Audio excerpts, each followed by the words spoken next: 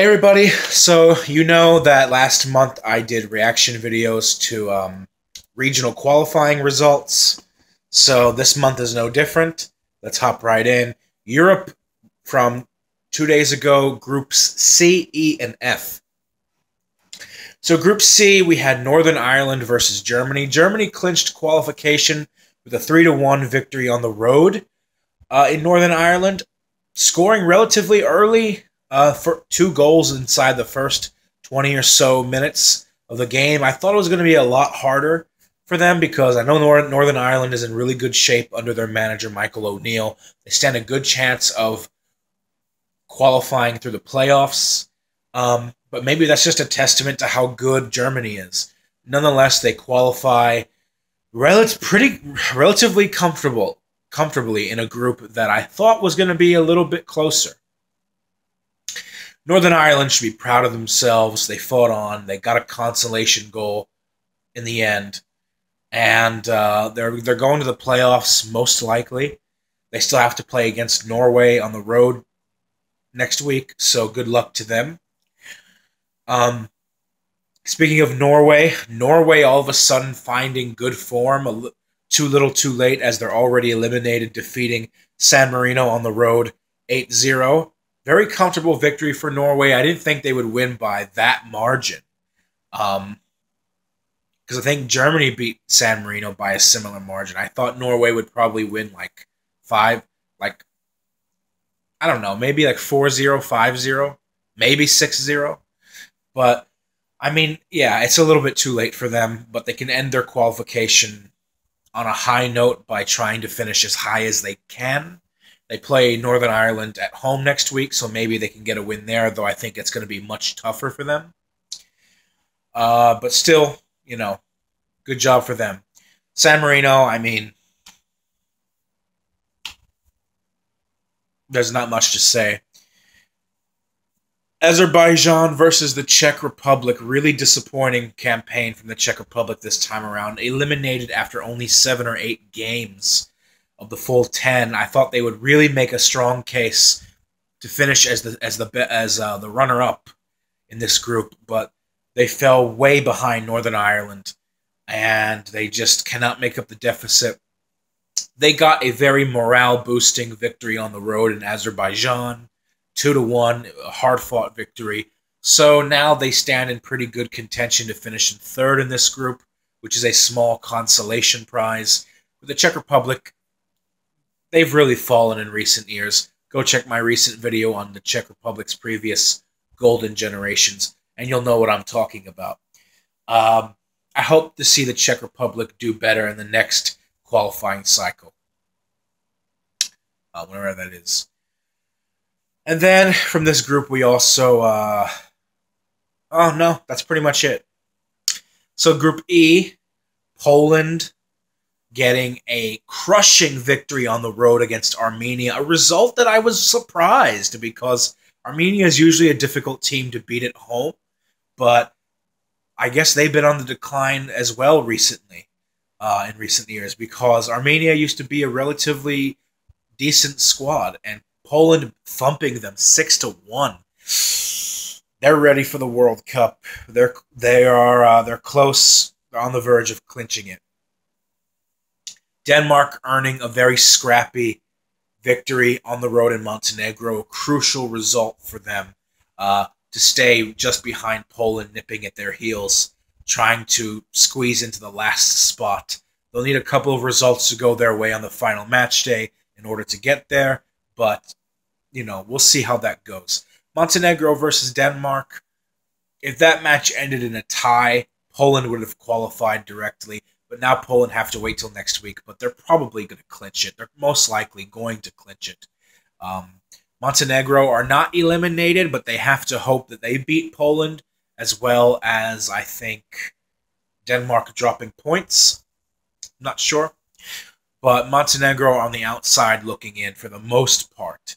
Denmark on a 3-game winning streak so far. They play Romania next week. They should be considered favorites to win it, to put pressure on Poland to get a result against Montenegro. But Poland only need one draw against Montenegro, and they're playing at home, in order to qualify for the World Cup directly. And they're most likely going to get it. Um, Elsewhere, Romania defeated Kazakhstan. Romania earning a 3-1 victory over the Kazakhs. Both teams already eliminated. Disappointing qualifying campaign for Romania, who were seeded for this group, by the way, by the very flawed FIFA or rankings or the UEFA coefficients or whatever the criteria they used. Romania will be hoping for a better campaign next time around. Really disappointing for them, though, but I mean, they got a win, which is nice for their home fans. They play on the road against Denmark next week. They're still a pretty good, decent enough team to play spoiler, so maybe they can prevent Denmark from getting a win on the road, but Denmark should be considered favorites, as I just said. And then for Kazakhstan, it's just, they finished just about where you expect them to. And Armenia really has been the big disappointment, in my opinion, for this group. Elsewhere in Group F, we have England securing qualification with a goal in stoppage time against Slovenia. The Slovenian coach resigning in, discouragement over losing to England. I'm not really sure why he decided to resign, because when you resign right before your next game, that kind of affects the morale and the mentality of your team going into that match. He should have waited until the qualifying season was over with just one game remaining. So I think this decision is a little bit strange. It's a little bit unwise, and it could be a big boost to Scotland. Speaking of Scotland, Scotland squeezed a narrow 1-0 victory at home over Slovakia through an own goal scored by Nemec, I think. Really unlucky for the Slovaks, who, in my opinion, are the second best team in this group. Scotland now sit in second. They are in pole position to stay in second with 17 points.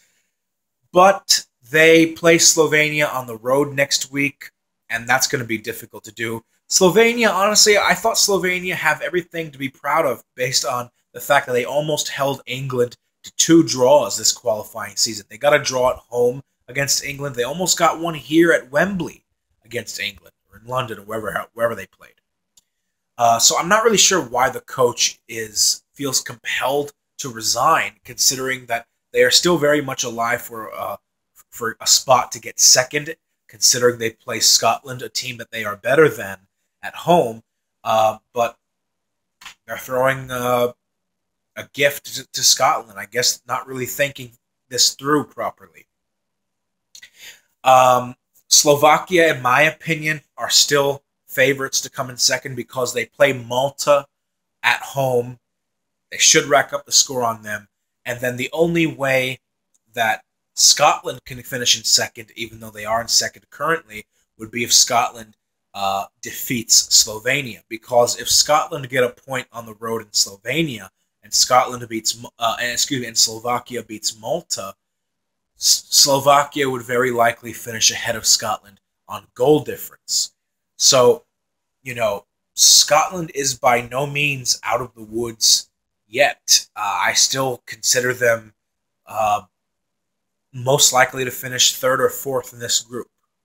But maybe with the news of the Slovenian manager resigning, maybe that'll screw over Slovenia enough and mess with them psychologically to where Scotland can capitalize on that and get a win on the road. We'll see what happens, but it'll be interesting to watch. So those are my reactions to the games from a couple of days ago in groups C, E, and F of European World Cup qualifying, match day 9. Match day 10 comes next week, and I'll see you guys then when I make reactions to those games as well as we wrap up this qualification season. So I'll see you guys in my next video. Expect a deluge of reaction videos coming your way. Until then, have a good time. Much love and peace out.